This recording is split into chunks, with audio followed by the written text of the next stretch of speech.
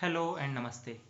My name is Mr. Gautam Behra and today I am here to discuss on types of electrolytes used in electrometallurgy. That means the electrolytes which will be used in electrowinning and electrorefining of metals. So basically there are two types of electrolytes. One is aqueous electrolyte and the other one is molten salt electrolyte, or it is also called fused salt electrolyte. So aqueous electrolyte itself means that is an aqueous phase. That means water will be there and a salt will be there and some acids will be there.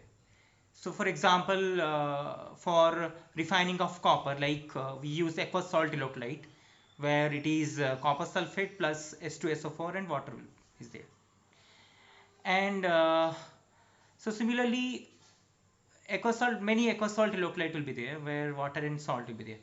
So what is molten salt electrolyte, or what is fused salt electrolyte? It is a salt which will be taken to the melting point, and that salt will be used as an electrolyte. So that is fused salt or molten salt electrolyte. So that means uh, we are not using any kind of water there. Only salt will be there and it will be taken to the melting point so that it will remain in molten state. So it is a molten salt electrolyte. So what is the difference between them?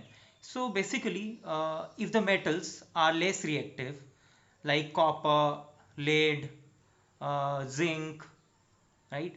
So if you want to do electrowinning or electrorefining, or that is means if you want to electrolyze those metals, we have to use aqueous salt electrolyte.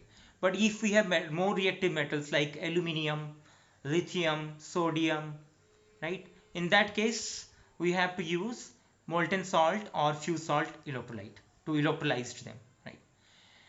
So now the question is, okay, let me give you an example of molten salt or fused salt electrolyte. The best example is cryolite. Cryolite plus calcium fluoride plus aluminum fluoride in case of electrowinning of aluminium. So that is a molten salt. Another example is we can take calcium chloride plus sodium chloride plus potassium chloride. Combination of these three salts is a molten salt electrolyte. Another example is sodium chloride plus lithium chloride. Right? So, so these are the molten salt electrolytes. So now the question arises like this: why aqueous salt electrolyte are not used for electrowinning or electrorefining of these reactive metals like aluminium, lithium, sodium, or some basically not for alkali metals or alkaline earth metals or some rare earth metals. Why? This is because if we use aqueous salt electrolyte, in that case, what will happen that uh, at a lower voltage only, the hydrogen evolution will start. So metal deposition will not occur. Hydrogen evolution will start. The hydrogen ion will move.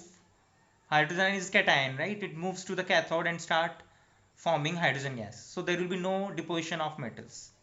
So it is occurring at very low voltage. So you understand that means we want high voltage for metal deposition of reactive metals, right? But at lower voltage, hydrogen evolution is taking place if we use an aqueous solution. So that is why we always choose a molten salt electrolyte. Well, there will be no water, only salt will be there and it is in the molten condition. Okay, thank you.